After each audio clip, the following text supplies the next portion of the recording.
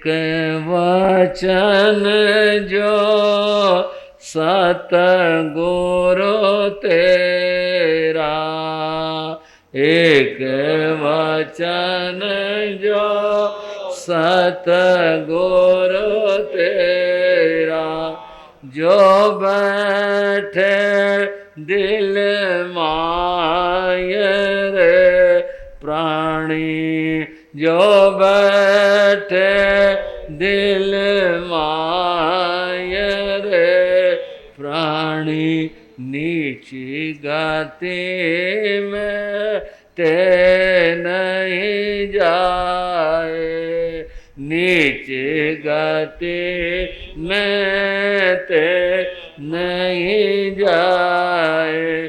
M कहो जिन राय रे प्राणी, एम कहो जिन राय रे प्राणी। बोलो साधु जी ने वंदना नित नित कीजे, साधु जी ने वंदना नित नित कीजे। पहर उगंत सूर रे प्राणी। बात थी संत अपने जब तक स्वाध्याय से चातुर्मास में लाभ उठाते हैं, गृहस्थों को लाभ संतों की वाणी सुनने का होता है, जो उनके कल्याण के लिए होता है, और संत के संग से कुछ सीखने को मिलता है। आपको भी निमंत्रण दे रहा हूं, चातुर्मास है भाई और बहनों, समय निकालना, कुछ सीखने की कोशिश करना, कुछ सुनना। आपके सामने मैं भगवती सूत्र की चर्चाएं लेकर के आया हूं। भगवती सूत्र परम हमारा शास्त्र है, भगवान और गौतम स्वामी का संवाद इतना महान शास्त्र है। कुछ सुनो जीवन के अंदर, समय निकालो, धर्म ध्यान करो। तो ये चातुर्मास श्रावकों के लिए और साधुओं के लिए, सभी के लिए उत्तम और उत्तमतम हुआ करता है। तो बंधुओं, ये चातुर्मास 2024 का आपके क्षेत्र को मिला है, आपने लाभ उठाना है। अब एक बात और कहूँगा, घड़ी देख रहा हूँ, पर कभी कभी तो मेरी भी स्वतंत्रता होनी चाहिए कि मैं भी अपनी इच्छा से कुछ कहता रहूं, पर ऐसा नहीं, फिर भी समय का ध्यान रखूंगा। बंधुओं, समय है, समय बीत जाता है। कोई आदमी बालू रेत की एक मुट्ठी भरे, जोर से दबा ले, जोर से, कि मैं मुट्ठी को मैं अंदर रेत को रखूंगा, रेत रुक जाएगी? बताओ भाइयों, जितना दबाओगे ना उतनी उतनी और निकलेगी, और सारी निकल जाएगी। समय ऐसे ही निकल जाता है, बालू रेत की तरह से समय निकल जाता है। समय था, चातुर्मास के तो बहुत दिन पड़े हैं, हमने तो बहुत पहले मान लिया था, चातुर्मास बीत गया ना सारा समय। और ये 4 महीने क्या माने रखते हैं, देखते ही देखते ये भी व्यतीत हो जाएंगे जिंदगी के। परंतु जो आप कर लेंगे वो आपका अपना होगा, वो कमाई आपकी होगी। जो धर्म ध्यान करोगे उससे आपका जीवन धन्य बनेगा। इसलिए चातुर्मास के समय का आपने लाभ उठाना है। कुछ सुझाव और कुछ बातें दे रहा हूं, आप क्या कर सकते हैं चातुर्मास काल में। इससे पहले बंधुओं, राज प्रश्न सूत्र का एक प्रसंग आपको सुनाना चाहूंगा, जिसके अंदर एक महान मुनि जिनका नाम केशी स्वामी था, और एक राजा जिसका नाम प्रदेशी था, जो नास्तिक था। मुनि का उपदेश सुनकर जो आस्तिक बन गया था, उनका संवाद, उनकी बात। मुनि का उपदेश सुन करके राजा जाने लगा, नमस्कार किए, जाने लगा। मुनि ने कहा, अद्भुत कथाएं शास्त्र, विलक्षण, और क्या अद्भुत बातें और क्या अद्भुत ज्ञान बताया शास्त्र में। मुनि कहने लगे, राजन अब तुम जा रहे हो। हाँ महाराज, मेरा तो राज है, मेरा तो परिवार है, मैं तो व्यवस्था देखने पड़े, कोई बात नहीं, तुम जा रहे हो, पर मेरी एक बात याद रखना, कृपा करो। क्या बात है? बोले, तुम रमणीय बनना। क्या बनना? रमणीय। रमणीय तो आप समझते हो, जब बाग हरा भरा सा हो, सुंदर, बड़ा रमणीय, बड़ा अच्छा लग रहा है, बहुत। मुनि ने कहा तुम रमणीय बनना। बोले जी वो कैसे? बोले देखो, दो व्यक्ति होते हैं, एक रमणीय एक है रमणीय। बोले मुझे समझा दो इनका मतलब क्या है। मुनि ने समझाया, पुराना उदाहरण है। बोले देखो, जहां पर गुड़ बनता है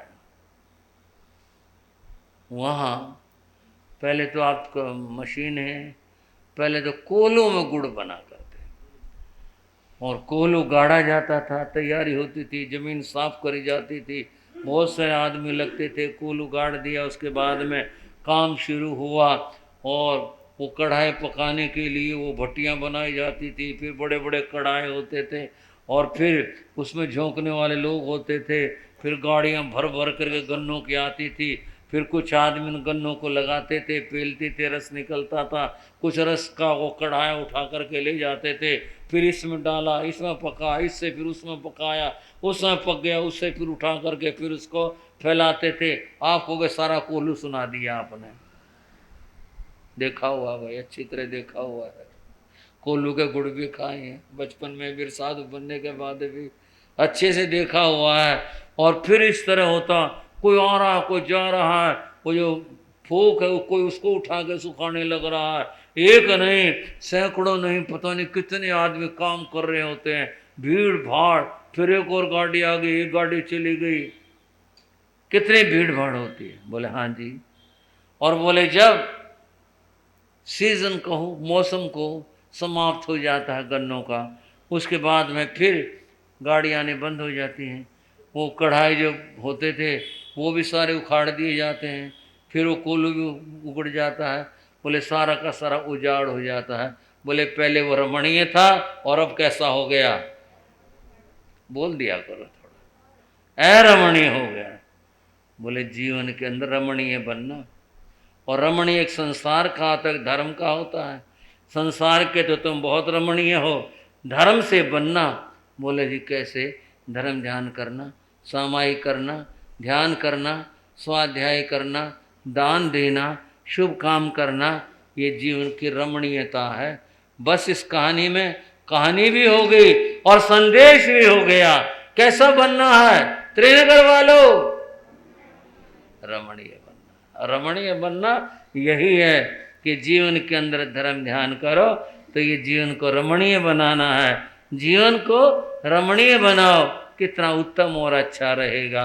बंधुओं, चातुर्मास तप और त्याग का समय होता है। कुछ बात को सुझाव आपको देने लग रहा हूँ कि चातुर्मास काल के अंदर कुछ न कुछ आपको करना चाहिए। पहली बात केवल चातुर्मास की नहीं, मैं हमेशा के लिए कह रहा हूँ, उसको ध्यान दे लो। श्रावक श्राविकाओं को चमड़े का प्रयोग नहीं करना चाहिए। शायद दाएं बहन, हाँ क्या काम पड़ता है, क्या काम पड़ता है? बंधुओं एक बात समझ लो, जो चमड़े का प्रयोग करता है, हाँ जी, वह उस जीव के हत्या में शामिल होता है। भाइयों बहनों, जो चमड़े का प्रयोग करता है वह जिस जीव का चमड़ा है उसकी हत्या में भागीदार होता है। चमड़े का प्रयोग एक जैन व्यक्ति को कभी नहीं करना चाहिए। और कैसे होता है चमड़े का प्रयोग बंधुओं? जूतों में तो लोग करते ही करते हैं। कई बार ये यहाँ बांधने की बेल्ट चमड़े के लिए आते हैं। एक भाई की मैंने देखी चमड़े की बेल्ट थी, मेरे पहचान आ गई। मैं बोला भाई ये बेल्ट किस चीज़ की? ये जी हम किस चीज़ की? चमड़े की लगा है। मतलब ये नहीं पता जो चमड़े की लगा कि चमड़े की?